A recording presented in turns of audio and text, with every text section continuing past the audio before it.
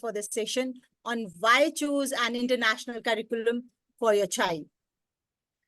We are very happy to see such a strength today. It reiterates our belief that with so many schools coming up with international curriculum, there is confusion on many aspects among the parent community. So this has prompted us to organize a series of webinars facilitated by seasoned professionals from the industry to provide clarity and insight for all of you. So today we will be discussing the Cambridge curriculum, and on Sunday we have scheduled a webinar focused on the International Baccalaureate program. So we hope that after these two sessions, any confusion between the two curriculum will be cleared up. So before we start this webinar, I would like to introduce you to Ms. Nivedita Bose. Hi, Nivedita. Hi. So, Nivedita, welcome to this webinar. She has 30 years of long experience in teaching and excelling as a teacher in CBSE as well as IBTP curriculum, IGCSE, and now Cambridge. She is in Cambridge International University, and there she is a teacher, professional development organizer, and today she will be giving you the clarity over what is Cambridge. So over to Nivedita. Hi, thanks Poonam. Thanks for the introduction. Hello everyone. Welcome to this webinar, and I'm here to share with you about Cambridge, what we do, what kind of curriculum we offer, and then of course answer any questions that you have. So without any further ado, I'll start. Just a little bit of context as to why they thought I would be able to explain things about Cambridge. Like Poonam said, I was a teacher for about 20 years. I taught Cambridge, IB, as well as CBSE for a donkey number of years. And then I moved to join Cambridge International as their professional development manager in South Asia. And then I moved to Cambridge, UK in a new role where I manage the teacher professional development through various qualifications. Not only that, I've had experience from both sides of the table as a Cambridge coordinator, as a Cambridge head, as well as a Cambridge employee. But there's also a third dimension. I'm a Cambridge parent as well. So I have two boys, one did IB and the other did Cambridge. So I can totally understand what your predicament is because I've gone through it a few years back. So please feel free to ask any questions as a parent, as a teacher. I'll do my best to answer those. Okay, let me just share my screen. Ruchika, have you made me the host? Ruchika, can you just make Nivedita host? Yeah, I think you can. You can. Okay. Give me 1 minute. All right. It's bothering me a bit that my background is not mirroring, but I think that's fine. Yeah, the shield and the Cambridge is in the other side. I mean, as I see it, I don't know how you are able to see it, but it's fine. All right, give me a minute. Share.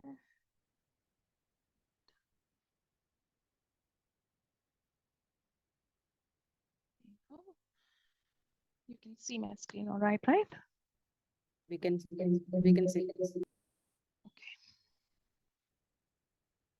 All right, so this is about getting to know Cambridge International Education.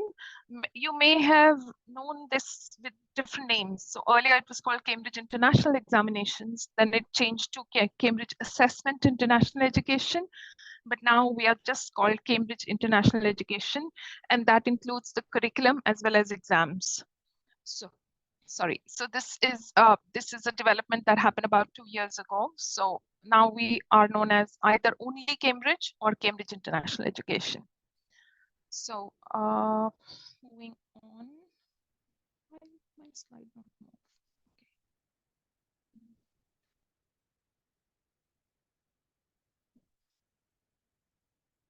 Okay, Ruchika, you have to help me here. Why is this not moving? What's the issue? Yeah, now. Okay, there it goes. So the objectives of this session, I'm going to tell you a bit about Cambridge International Education Offer. What are the key stages? What is the curriculum? What are the exams? And why should you go for it if you're thinking of? And also at the end, some question and answers, and also about the progression to the universities, how Cambridge qualifications are recognized by the universities across the world.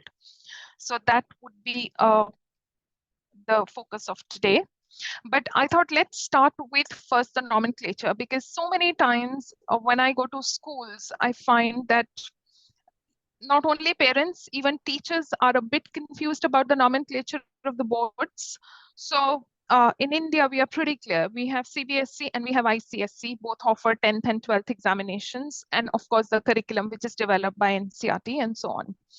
Now, same way, both Cambridge and IB also act. The Cambridge pathway is called Cambridge International Education, and IB pathway is called International Baccalaureate. And they both the boards offer from early years till the age of 18, 19. So that is basically from 3 years till the grade 12. Some people call Cambridge as IGCSE board, but that is not the correct terminology. IGCSE is the name of just a key stage, that is 9th and 10th. So this slide shows you what is the correct terminology. Grade 1 to 5, you can see on the screen, it's called, in Cambridge, it's called Cambridge Primary. In IB, it's called PYP, Primary Years Program. Grade 6 to 8 is Cambridge Lower Secondary, which is Middle Years Program for IB. Grade 9 to 10 in Cambridge is Cambridge IGCSE, and these are the most popular qualifications in the world. And the same stage is called Middle Years Program, because IB continues Middle Years Program from grade 6 to 10. And then grade 11 and 12 is called AS and A level. So AS would be grade 11 and A level would be grade 12. And in IB, that is the diploma program, which is again a 2 years program. So it's quite equivalent to what we do in CBSE from grade 6 to 12. It's pretty much the same. So I hope that is clear. Let's move on. Again, different schools offer these programs in combination. So you would find schools who do CBSE in primary, Cambridge in lower secondary, and IGCSE, and then 11th and 12th, they do diploma program. On the other side, you would also have schools where, so for example, pathways, they are a IB continuum school, which means right from PYP till the DP, they only offer IB. And then we have Cambridge pathway schools like DPS International in Delhi, who offer only Cambridge from primary all the way till A levels. So we have all combinations of schools which offer different programs at different stages. And once you are familiar with this, you can decide which one you would want your child to think of. So any questions so far? Or Ruchi, should we park the questions for the end? Let's do it at the end. Okay. So please keep the questions coming in the chat, and both my colleagues here are monitoring the chat, and we'll make sure that we answer all your questions at the end. Moving on. So anyone can guess this picture? I'm sure you would know, but just feel free to type in the chat if you're familiar with this. Any responses? I can't see the chat, Richard. No, not really. You can move. All right. So this is the most iconic picture in Cambridge. This is the most popular college in Cambridge called King's College. The thing that you see in front of you is King's College Chapel, which is one of the biggest in England. And there's a very beautiful small river that flows through the colleges where people do something called punting, which is, you can see a person riding it with a pole. This is called punting because the river is not very deep. So people just go, they come specially to Cambridge to actually do the punting and see all the colleges, because colleges are lined up along the river. So a very beautiful city. And I feel privileged to have got an opportunity to go and live there. And I would encourage everyone to come and visit there once in their life, because that's one of the academic hubs of the world. And not just academic hub, it's now fast becoming a kind of Silicon Valley for Europe. So a lot of development is going on in Cambridge on all fronts. In fact, the most popular COVID vaccine was developed right there in Cambridge. So a bit about Cambridge, and why am I telling you this story about Cambridge? Because Cambridge International Examination is totally owned by University of Cambridge. They don't just offer higher education, they offer school level education through Cambridge International, which started by offering examinations. You may have heard your parents or grandparents talking about senior Cambridge, which was nothing but Cambridge examinations again at a high secondary level. So the board is almost 165 years old now. They started by offering exams at grade 10 and 12, but now we offer full curriculum across from 3 years till 18 years. Currently, the organization is called Cambridge University Press and Assessment. Press was earlier separate, but they do a lot of publishing, both for school as well as for higher education. And of course, we have a very big research division where research happens in assessment as well as curriculum. And we also get support from the university in the latest pedagogical developments and trends. So that is the relation of Cambridge International with the university. It is almost 750 years old university. So we have a big legacy and a huge experience in running the curricula. We have more than 10,000 schools in over 160 countries. You can see the whole globe, literally. There are very few countries where we don't have a presence. So it's a very, very global and intercultural kind of curriculum. And when we design the curriculum and exams, we have to be very careful about the cultural sensitivity of our students. Again, you may have heard about this in school, so I'm going to skip it quick, but the main focus of Cambridge curriculum is not to just give knowledge to students, but actually make them self-dependent, self-regulator of their own learning. So basically, we teach them how to learn, and then we tell them to learn, and we empower them to define their own learning journey as they learn with us. We believe a lot in something called active learning. This is just a simple comparison how we were taught as students and how it happens in a current classroom. Involvement of students at every level is really, really key to good learning in any good school or curriculum. You must be really familiar with this. So involve me and I will learn. And that is at the heart of, I think, all the international curriculums, not just Cambridge. 5 learner attributes. We have confident, responsible, reflective, innovative, and engaged. And these underpin all our qualifications. We aim not only for our students to be confident, responsible, reflective, innovative, and engaged, but also our teachers and school leaders. So whatever we do is underpinned by these attributes. So this is a bit about the learning, how students learn. So basically, when I moved from CBSE to international curriculum, I used to think, what is the difference? Indians are doing so well for themselves. All the big companies in the world are now being headed by Indians. But then when I went through these curricula, I realized that what we lack in India is a bit on the higher order thinking skills. And that is why we are extremely good managers. Of course, there are outliers and exceptional people, but most of us basically miss on the emotional intelligence, the social intelligence, and the higher order thinking skills, because our curriculum is still rooted in what the British had created for us, which was just rote learning, because we would not be able to ask questions to them, and we are still following the same pedagogy. With the NEP 2020, hopefully things would change, but that change is pretty slow.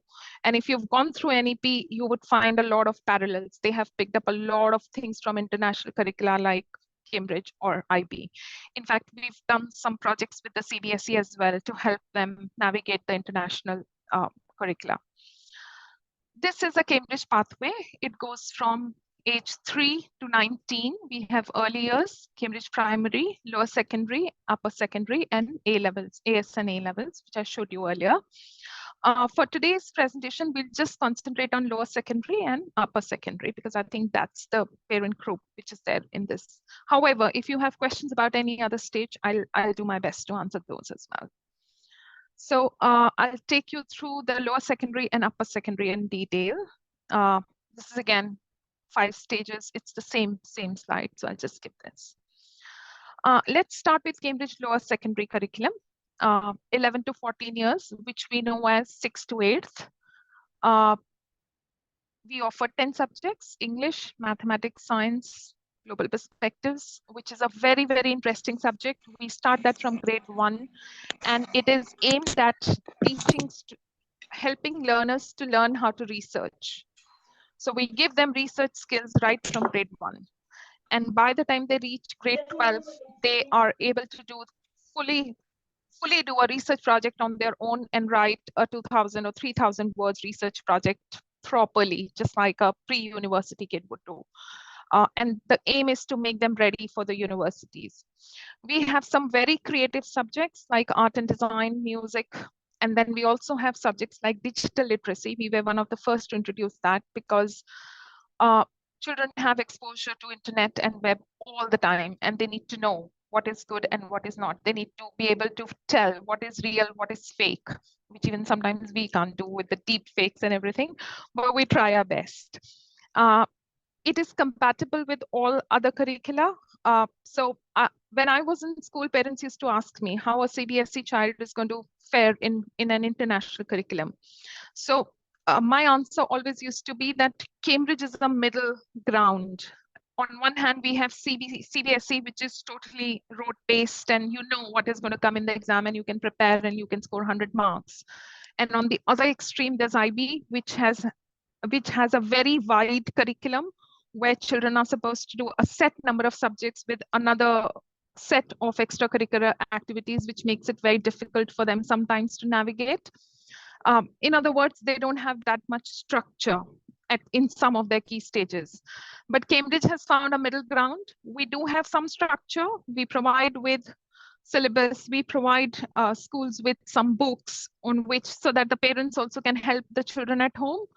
But at the same time, our curriculum is not rote learning. None of our exams have more than 20% of rote learning questions, because that is not the focus. That we think that if children should know how to apply the information, they don't need to keep too much in their brain.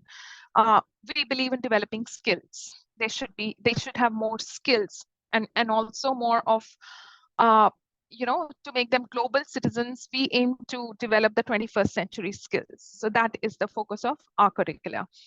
So we find a very good balance.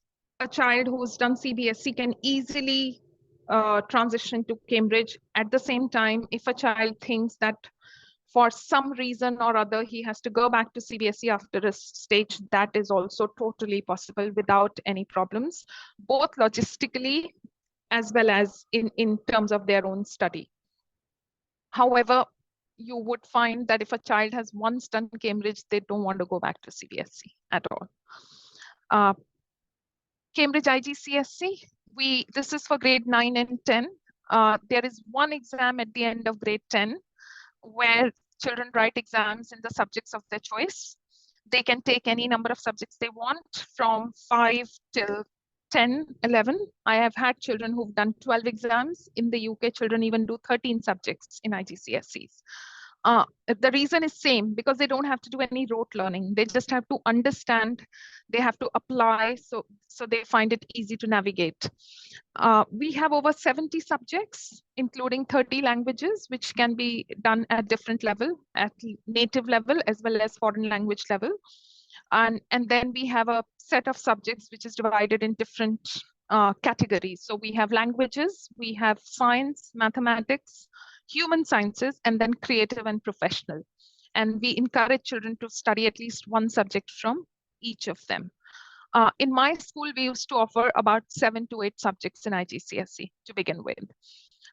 Again, IGCSE is are, like I said earlier, it is one of the most popular curricula exam and curriculum in the world because it is rigorous and it preps children well for 11th and 12th, for CBSE, for IB, and of course for A levels. In fact, you would find many schools who offer DP, IBDP in 11th and 12th, but they offer IGCSE in 9th and 10th because they feel that this gives a better prep for the IB. Children have the choice of doing any stream they want. They can pick and choose their subjects. If they don't want to do sciences as such, they would have to just do one combined science, which would be very less content. At the same time, if they are into sciences, then they can do full subjects like physics, chemistry, biology, environment science, depending on what they want to do in future. So a wide variety of subjects. Schools create their own timetable. So at a given time, a school can choose anything between 15 to 25 subjects. As a Cambridge head, I was running 23 subjects in my school.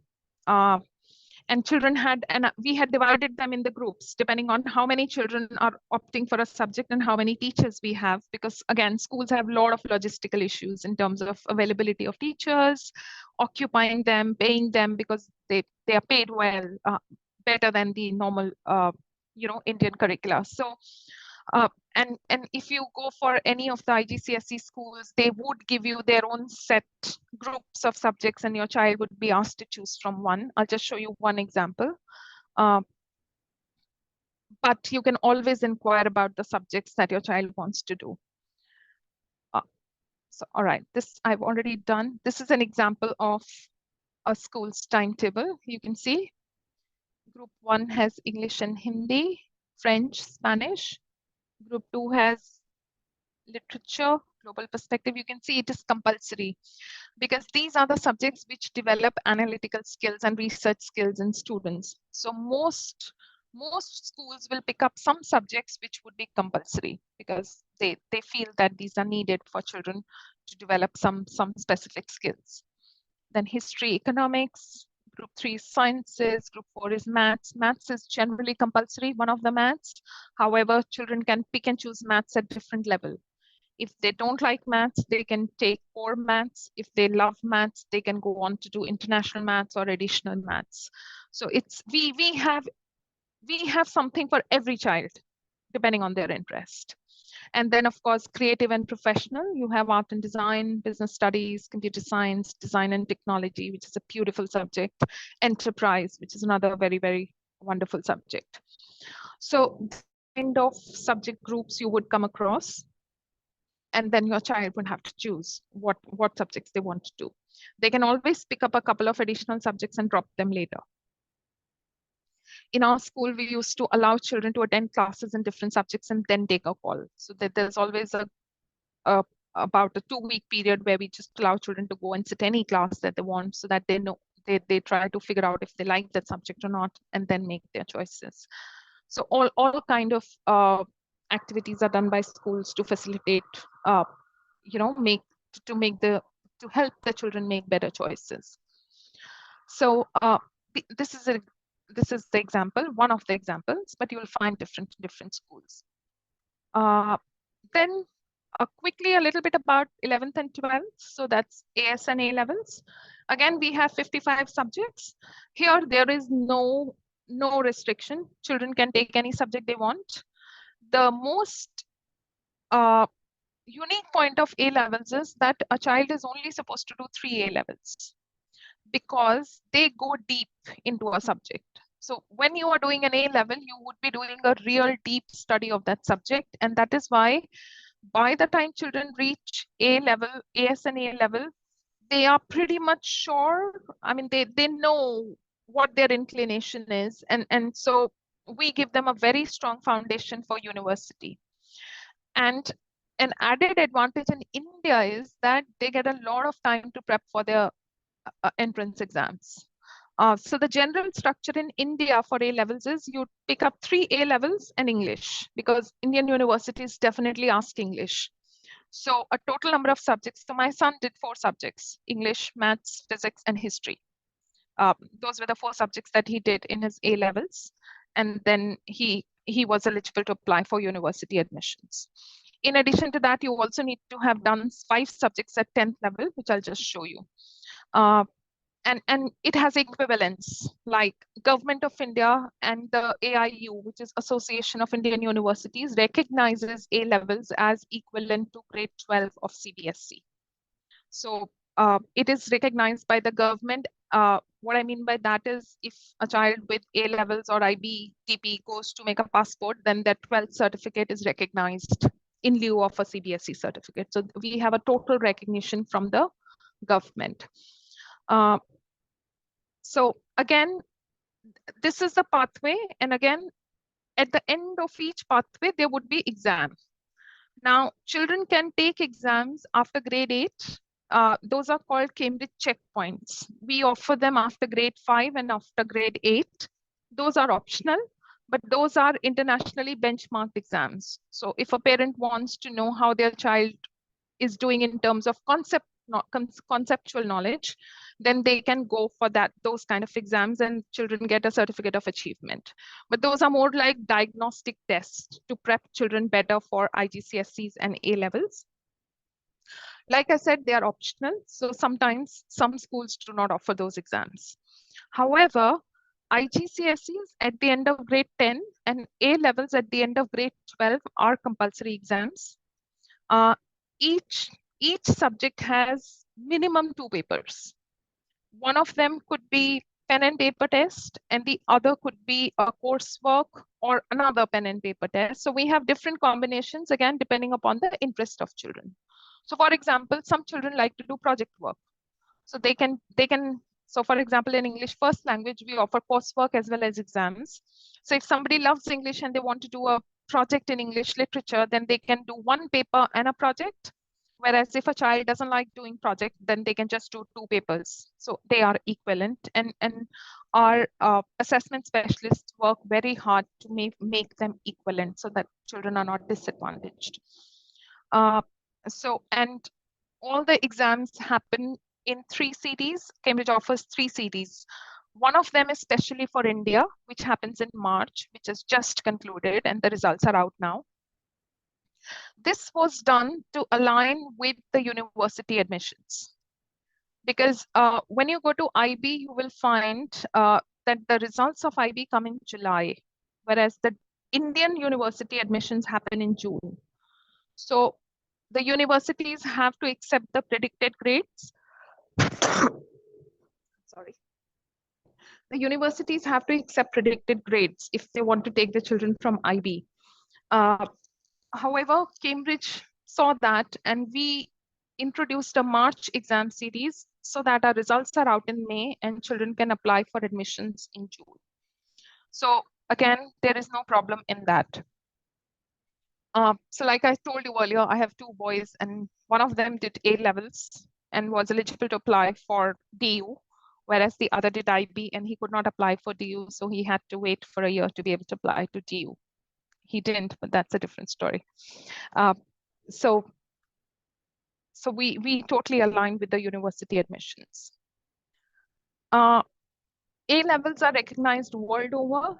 A student can go in any country, any university with 3 A levels. They are totally recognized. Some universities even ask for just 2 subjects. So if you've done an A level, you have a certain level of understanding and knowledge in a subject. And some universities also give some kind of credit, either in terms of 6 months off from the degree program or some other form of credit. Not all, but some definitely do that for Cambridge. Just a slide to show you what feedback we have received from the universities about students who do A levels. So excellent preparation for university, thinking independently, and logical, coherent arguments, research skills. So all these qualities are developed when the children do Cambridge curriculum. Moving on, these are the top subjects. I thought it would be an interesting piece of trivia in India versus world. So currently, business management and engineering are at the top, which would mean sciences and commerce related subjects like economics, business studies, enterprise. and medicine and psychology are a bit low right now. However, globally, law and mathematics are low, whereas business management and engineering again at top. So these are, if you see the orange one, those are the most popular subjects that are offered in India by schools. By the way, we have more than 600 schools in India and more than 800 in South Asia, including Nepal, Bangladesh, Maldives, and Bhutan and Sri Lanka. A lot of our schools are in Delhi, Mumbai, Bangalore, Chennai, and so on. Nasik, Pune, and Uti. So these some big cities where we have, in fact, if you go to Bombay, every second school is a Cambridge school. So it's very popular. That city has the highest density of Cambridge schools in India. Again, I've already told you about this, but our qualifications are totally recognized by AIU. So children can easily apply for any degree course in TU or any other Indian university that they want to join, if they are not going abroad. Again, just a recap of that, to be able to do higher education in India, they need to have 5 subjects at IGCSE level, which is similar to CBSE grade 10 with 5 subjects. So Indian universities just want 5 subjects. So that is there. Whereas IGCSE children do at least 7 to 8 subjects. And then again in grade 12, 11th and 12th, they just need to do 3 Cambridge International A levels, which is similar to when CBSE 12th children do 5 subjects. And that's equivalent to 10+2 qualification. Just a couple of testimonials from our students who made it into engineering and medicine. So we had a boy who got through AIMS. And like I said earlier, because he just had 3 subjects and he took biology, chemistry, and physics.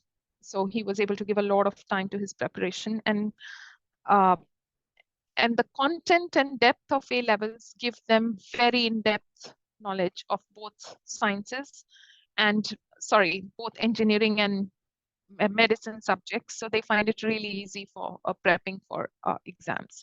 However, I'm not saying that our curriculum prepares them fully, because there are always some gaps. Just like CBSE, you need to have a coaching if you are applying for engineering or medicine. It is pretty much similar. You would need some kind of coaching, but you'll have a lot of time on hand. All right, so final questions. Is it worth? Well, as a parent, totally. My children thank me for that even now, that we are thankful that you moved us to the international curricula. Is it too tough? No, because it is conceptual. You don't need to do any kind of memorization. It's interesting. You doing stuff and understanding for yourself. We believe in building your own learning. Expensive? IB is quite expensive. In fact, that is a limitation with IB, but Cambridge is not. We have schools in Mumbai which offer Cambridge curriculum at a very, very nominal fees, just like CBSE. So Cambridge doesn't charge schools a lot of money. Only for going abroad? No. Both my children did their undergrad in India, and now they are prepping to go out for postgrad. Better than CBSE? That's a tricky one. I am a product of CBSE, so I won't say CBSE is bad.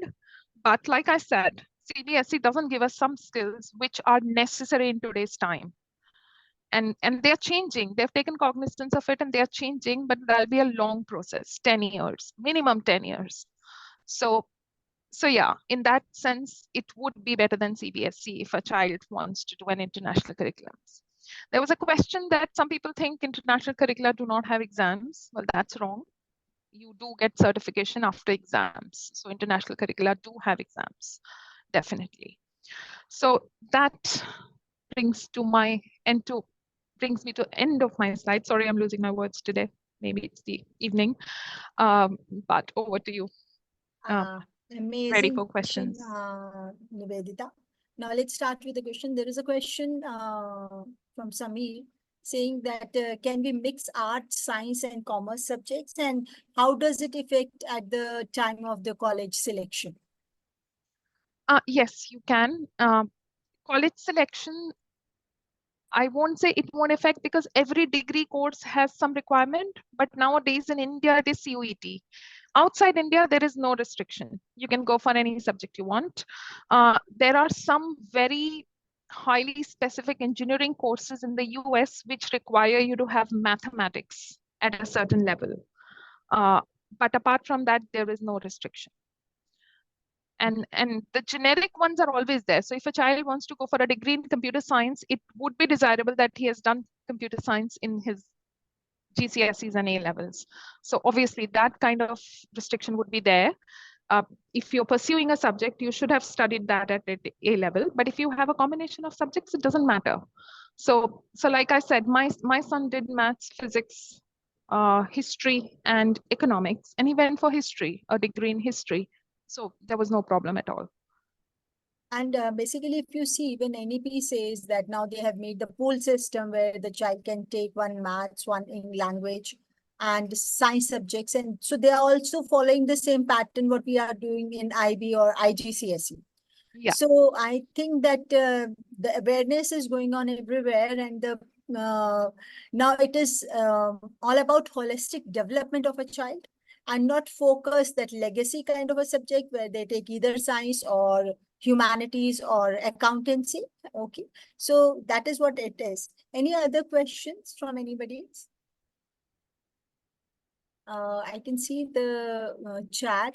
It's regarding in what manner does international curriculum give students an edge if applying for admission abroad? Oh, it definitely does. It definitely does, because if a child has done A levels, then it's globally benchmarked. So the universities know that what is the standard of a child. However, if it is a national curriculum of a country, they would want to vet that, whether that curriculum is equivalent or not. So you would need to have probably an SAT score of some hundreds to be able to get into good universities. But with A levels, it is much more simpler. Okay. Sorry, Poonam, you were saying something? No, yeah. So there's a continuation of this question. How does IGCSE students stand against CBSE when it comes to the higher education, competitive exams, and even in terms of comparison in same class? Very interesting question, and one of my favorites actually, because see, in IGCSE, you do full subjects. In CBSE, we teach science in 9th and 10th, whereas in IGCSE, you can do physics, chemistry, biology. So basically, the 9th, 10th course of IGCSE is a diluted version of what we teach them in CBSE 11th and 12th. So if a child wants to move to CBSE after doing IGCSE, they are much better prepped than their CBSE classmates, because they've already done all those topics to some extent in grade 9 and 10. And that is the reason I said that they are much better they're in a much better place to prep for competitions as well. We've had students who've left IB and Cambridge because they just wanted to do JEE. You know how some parents and students are focused that no, mujhe JEE karna hai. So they do IGCSE and then they go back to CBSE because they want to do that prep. But that's a myth. If you are continuing with A levels, you could probably prep better for JEE than doing CBSE. Okay. Nivedita, there is a request from Malika ma'am. She says that I missed the part on university admission in the beginning of your session. So can you just repeat that? Yes, ma'am. I just said that A levels are internationally recognized, and we have about 1,400 colleges and universities which accept A levels. And if a child has done A levels at a particular grade, then the universities recognize the value of that, and sometimes they offer credits to students based on that. Of course, merit is recognized everywhere, but if you have A levels, then you are supposed to be benchmarked against an international qualification. So you don't need to do any additional bit of exams to be able to enter a university. Again, having said that, there's a caveat. Different countries have different requirements. So like Canada doesn't require you to do anything, but US some university in US might ask you to do some exam like an SAT or English language proficiency and so on. Good. I- Any other questions, please? I cannot see any question in the chat box. Yeah. Why MYP is not very popular and most schools pick up IGCSE in 9th, 10th before IB? Yes, again, a good question. You would have a session on IB on Sunday, so I would recommend you attend that as well because and that's my ex-colleague again presenting it, so you'll get a really good detail about IB as well. But what I know is MYB hadn't taken off very well a few years ago. IB has revamped it because they believed in kind of very less structure. So they left a lot to be done in the school. They give you curriculum frameworks, and then you just have to develop your own curriculum and develop and deliver that. And then there were not exams. So what feedback we got from parents was that because of lack of structures, the students and parents sometimes are at loss because they're totally dependent on school as to what a child is supposed to do. And whereas in Cambridge, the school delivers the curriculum, but there's a lot of stuff that parents and students have access to so that the parents can also support and they know, and the students know what they are doing. So that helps, that really helps, and it grounds them and it gives them a very strong foundation for grades 11 and 12. And I've personally had students who say that IGCSE is a better prep for IBDP than MYP itself. MYP's work, I think IB is working on MYP, so I'm not in a position to know the details right now because I left that like 8 years ago. But I'm sure they're working on it, and in future they might have a good curriculum. Before I ask you another question, I would like to request the parents and the guests that if you want to ask questions later, so you can send a mail to us on info@thestudywise.com. There's another question regarding IGCSE. What do you mean by choosing a subject and then dropping it? When is the registration done? Okay, so when schools offer a subject, sometimes children take a subject because it's just romanticized in their head. I want to do this subject. But then after attending classes for a couple of months, they realize, no, they don't really want to do it. It's boring or something else, or they want to change. So sometimes schools allow them to take extra subjects, but after 6 months or a year, if a child is not liking it, and if their performance in that subject is not up to the mark, they can drop that subject. The registration with Cambridge, unlike CBSE, happens just before the exams.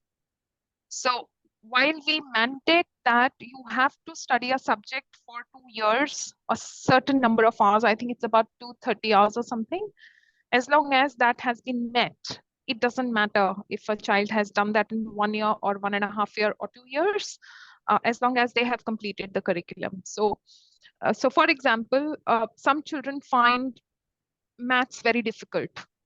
Hypothetically, let's say a child is finding maths very difficult, and at the end of when they reach grade 10, they don't want to take the maths exam. So that's totally fine. We will not register them for maths. They can do the other subjects. You say that they can study maths for 6 months or a year also, but then if they don't feel comfortable, they can drop it. However, they need to meet the conditions of the minimum number of subjects. And that is why I said schools do offer sometimes extra subjects. So like if 5 subjects are needed, that is the reason why schools do 7 or 8, because A, children have time, they can do it, and B, if a child wants to drop anything, they can drop later. Okay. So in a school, there's another question in grade 6. The school offered 3 languages in grade 6. English, Hindi, and foreign language. So does Cambridge also need 3 languages to be done? We have a restriction of 2 languages. You should have 2 languages, but a child can take 4 languages if they want. So it's totally flexible. They need to have minimum 2, but after that, they can take. Yeah. Okay, there is a question from Namrata. She says that any colleges which doesn't recognize CBSE or IGCSE board abroad? I don't think so. It depends from country to country, actually. in the big countries like US, Canada, UK, they're all recognized. In Central Asia, they're recognized. I've seen children in Kazakhstan, Kyrgyzstan, Russia, Ukraine. We all have heard the news. So in most of the countries, our qualifications are recognized, but you need that equivalent certificate. It is not recognized by default, except in some big countries where Indian students go in big numbers. But qualifications like Cambridge and IB are globally recognized. So if you've done these qualifications, then every country kind of accepts you. Great. So to sum up this session, what I have taken out, the gist of this whole session is that it is first thing, what is very important is that it is not based on rote learning. Like in CBSE, we say that use the NCERT book as a Bible. But here, there is no rote learning. It encourages holistic development of a child. It makes the children critical and analytical thinker. It helps the students to become well-rounded individuals. It makes the student confident, reflective, responsible, and innovative. So in a manner, if you say that the Cambridge board is basically is having lasting impact on student life. This is what I have taken out from the whole discussion, that it gives you a clear picture that what you have to do in future. Am I right with that? Yes, thank you. You summed it up so well. So thank you, Nivedita, for this wonderful session on the Cambridge curriculum. And we hope it provided enough information to our parents and they fully understood what is curriculum entails. And I would also like to take a moment to introduce ourselves. We at StudyWise specialize in providing maths coaching for IGCSE and IB students. We have two centers, one in Amaltas Lane, DLF Phase 4, Gurgaon, and one in Archana Complex, GK1, New Delhi. All our teachers are mentored by experienced educators and IB board examiners. If you are interested, please feel free to contact us. Our contact number is 9599505943. I will repeat the number, 9599505943. And our email ID is given in the chat box. You can note down that email ID and you can send your questions and queries. And please feel free to talk to us. So thank you, Nivedita. And thank you, parents, for this wonderful session. And very soon we will be having another webinar on IB, telling you what IB caters to. Please do join us. Thank you and have a nice day. Thank you. Thanks, everybody, for listening. I hope I was able to help, and you have a very wonderful rest of your day. Bye-bye. Thank you so much. Thank you, Nivedita, Poonam, and Ruchika. Lovely to hear your voice. Yes, same here. Good session. Thank you. Thank you. Thank Bye. you.